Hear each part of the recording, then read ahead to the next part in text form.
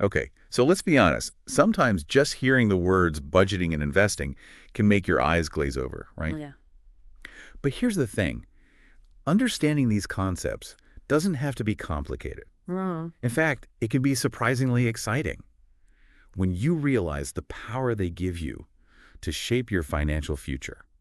And that's exactly what we're diving into today. Oh, We're taking a deep dive into budgeting and investing with the Wealth IQ podcast as our guide. great. Now, this podcast is designed for everyone from seasoned investors to students just starting to manage their own money. Yeah, that's what makes it so valuable. It Right. breaks down these concepts in a way that's approachable and even exciting, Yeah, highlighting how even small steps can lead to big financial wins. I love that. And it's not about becoming a Wall Street guru overnight. It's about building a solid foundation for a brighter financial future. Right. And this podcast emphasizes that a well-structured budget is the cornerstone of that foundation. It's like building a house. You need a solid base before you can start adding those fancy features.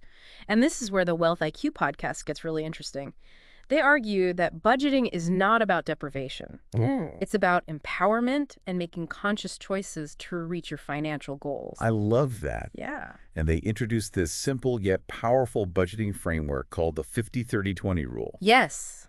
But before we unpack that, I'm curious for you, what's the most compelling argument the podcast makes for why budgeting is so crucial, especially when it comes to investing?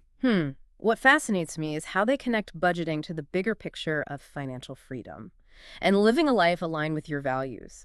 They stress that without a budget, it's easy to fall into the trap of reactive spending, Huh. where you're constantly putting out financial fires instead of proactively building towards your dreams. That makes a lot of sense. It's like being on a treadmill. You're working hard, but not really getting anywhere. Right. But with a budget, you shift from just managing money to actively growing it. Yeah, exactly. It becomes a tool for achieving those long-term goals, whether it's buying a home, traveling the world, or retiring early. They have this brilliant analogy of a bridge. Your net worth is your starting point. Okay. Your life goals are the destination, Uh-huh. and your budget is the map that guides you across that bridge. Okay, I'm hooked on this bridge analogy, but Yeah. let's get practical for a moment.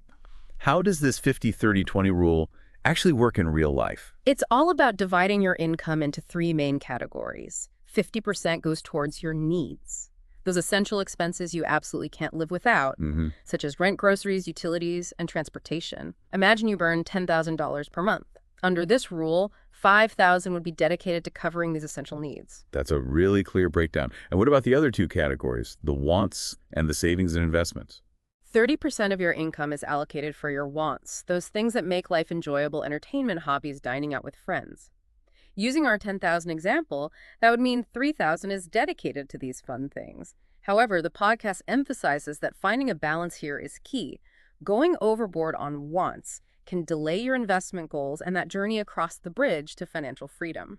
It's a good reminder that we don't have to live a life of deprivation to reach our financial goals. It's about making conscious choices that bring us joy without derailing our progress. Absolutely. And that brings us to the final 20% dedicated to savings and investments. This is where you build your financial security, your emergency fund, Yeah. investments in things like mutual funds and paying off any debts. With our example, that's €2,000 a month. Now, the podcast gives a really compelling example of how even small, consistent investments can yield significant returns over time, thanks to the magic of compound interest. Wait, could you explain that a bit more? I feel like I've heard of compound interest, but never really grasped what it means. It's actually a pretty simple concept, but incredibly powerful. Basically, compound interest is earning interest on your interest. So not only are you earning interest on your initial investment, but you're also earning interest on the accumulated interest from previous periods. The Wealth IQ podcast gives this fantastic example.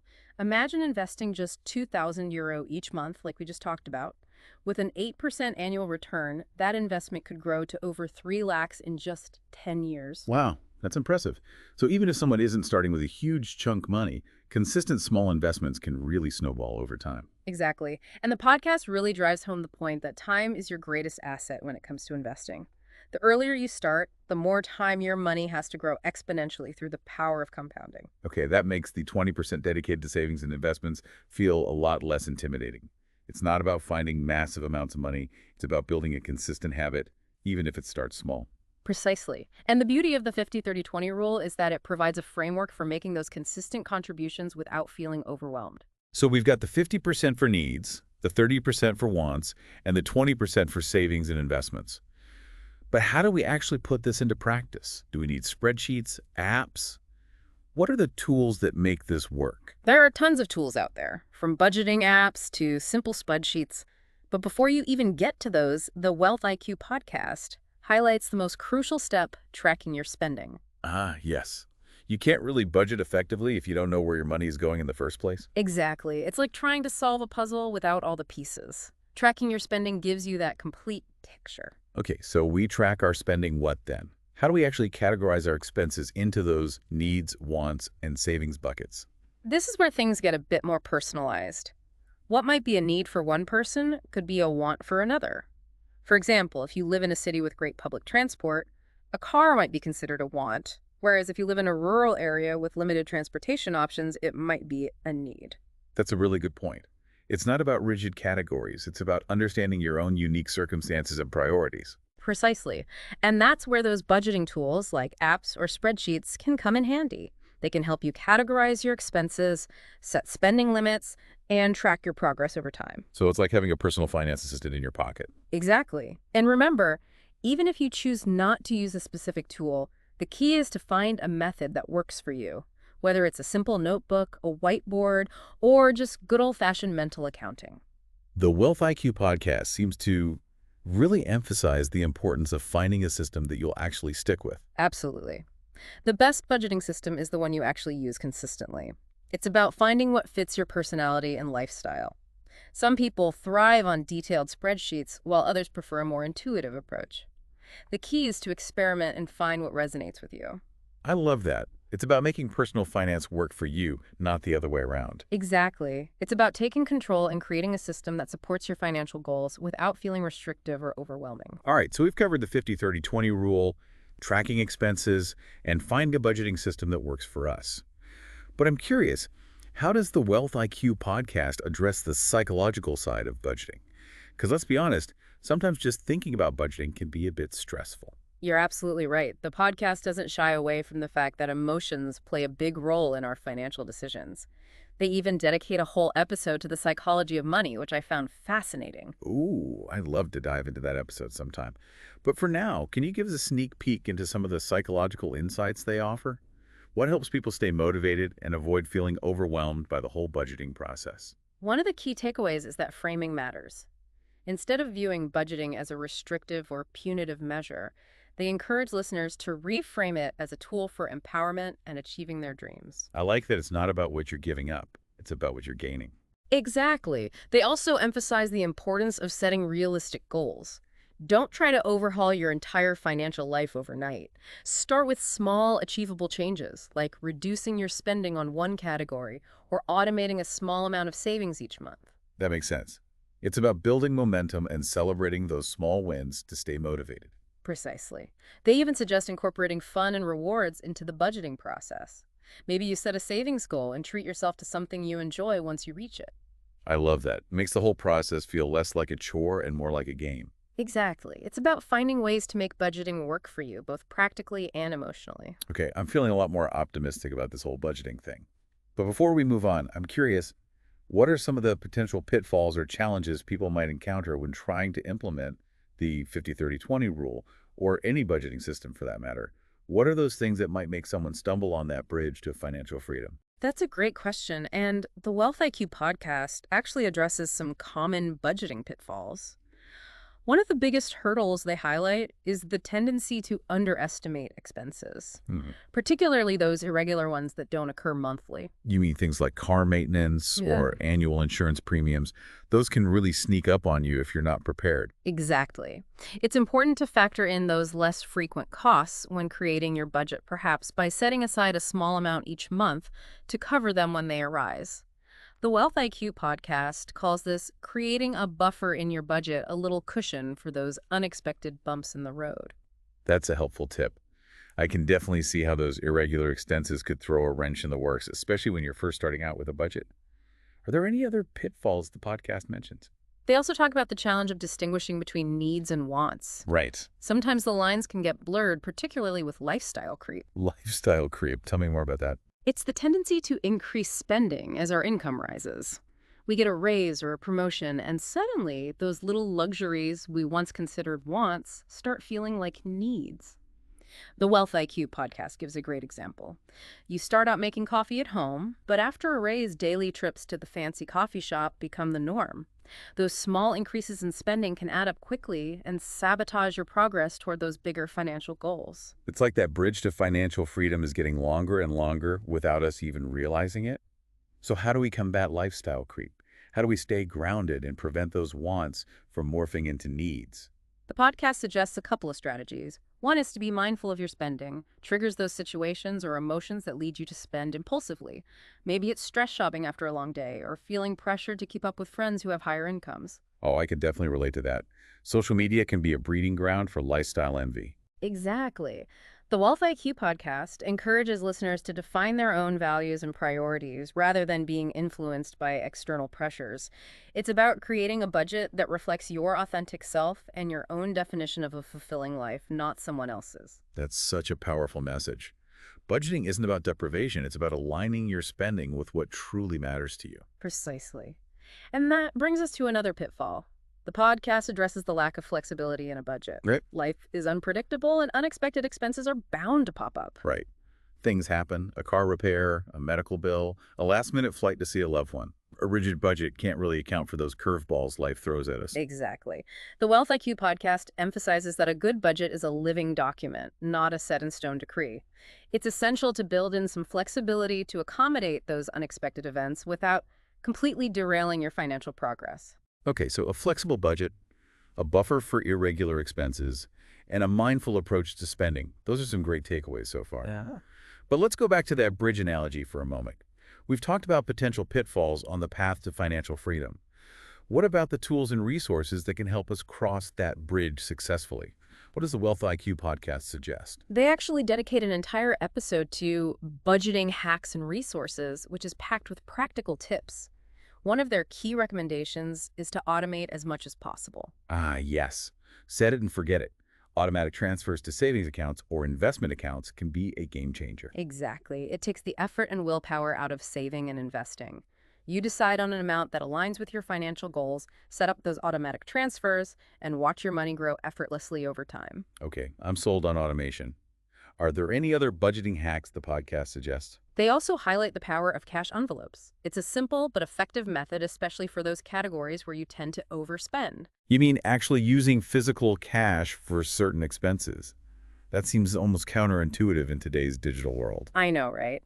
But there's something psychologically powerful about seeing and feeling the cash leaving your hands.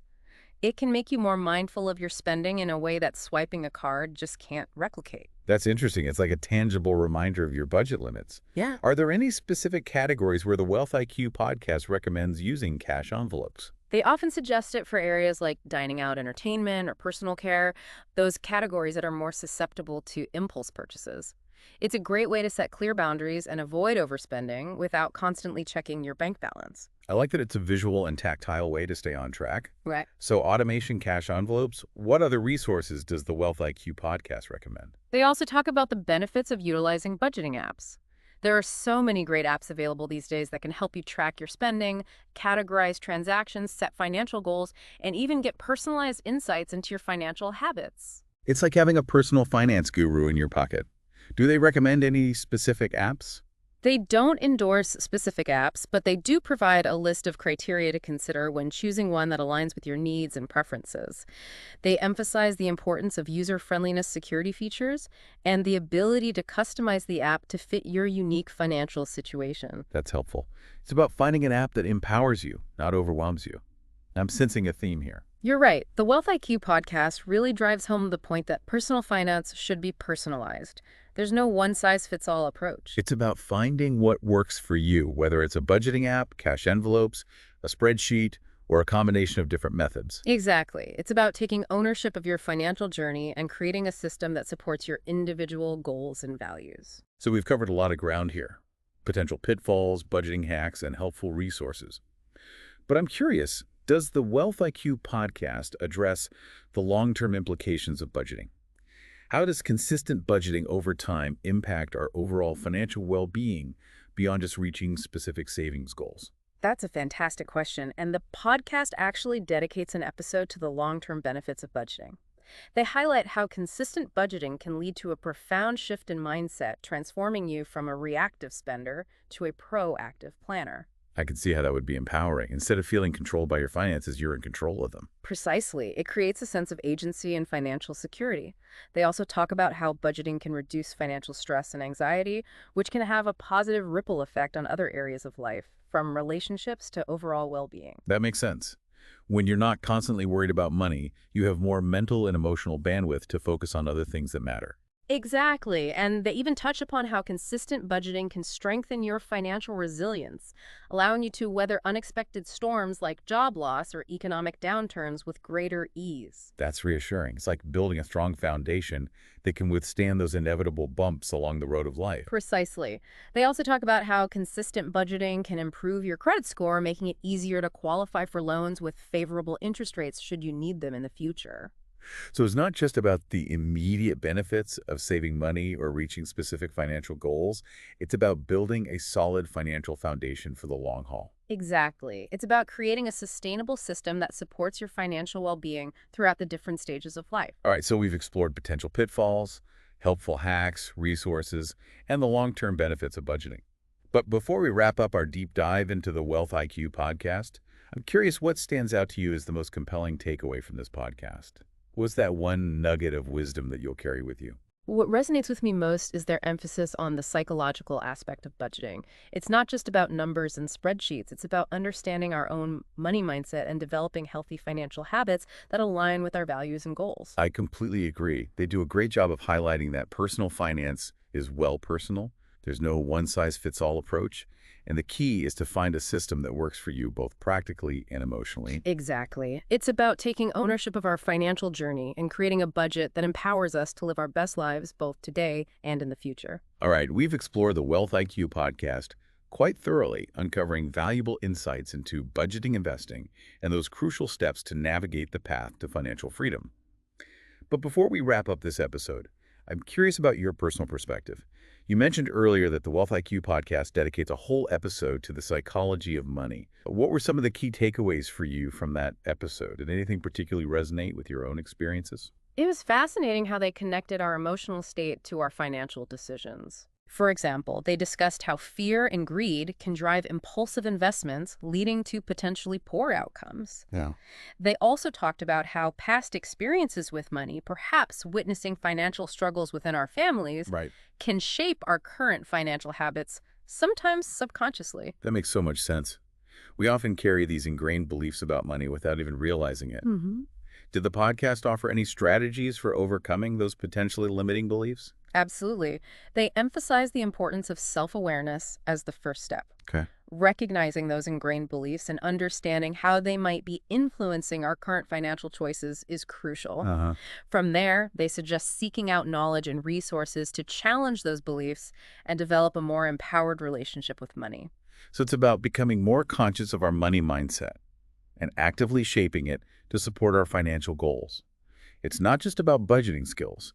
It's about developing a healthy financial psychology. Exactly. They even suggest practices like journaling or meditation to explore our emotional connections to money and identify any patterns or triggers that might be holding us back.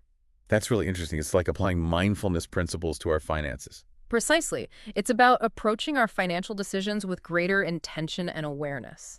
So we've covered a lot of ground in this deep dive, from the practicalities of budgeting to the psychological aspects of money. But I'm curious for our listener, someone who might be feeling overwhelmed by the whole idea of personal finance. Yeah. What would be your one piece of advice based on the wisdom shared in the Wealth IQ podcast? What's that one actionable step they can take today to start building a brighter financial future? If I had to choose just one piece of advice, it would be to start small and focus on progress, not perfection. Okay. Don't try to overhaul your entire financial life overnight. Yeah. Start by tracking your spending for a week, identify one area where you can reduce expenses, or set up an automatic transfer of even a small amount to a savings account. Celebrate those small wins and build momentum from there. Remember, it's a journey, not a destination. That's great advice. It's about taking that first step and building those positive financial habits one at a time. Exactly. And remember, you don't have to do it alone. There are countless resources available to support you on your journey, from financial advisors to online communities to podcasts like the Wealth IQ podcast itself. That's a great point. There's a whole community of people out there who are passionate about personal finance and eager to share their knowledge and experiences. Exactly. Don't be afraid to reach out, ask questions, and learn from others who've been in your shoes. All right, well, this has been an incredible deep dive into the Wealth IQ podcast. We've explored the power of budgeting, the importance of mindful spending, the magic of compound interest, and even the psychology of money.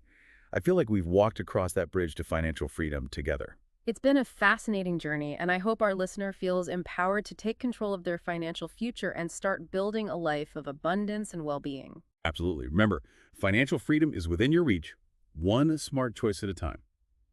Happy budgeting, everyone.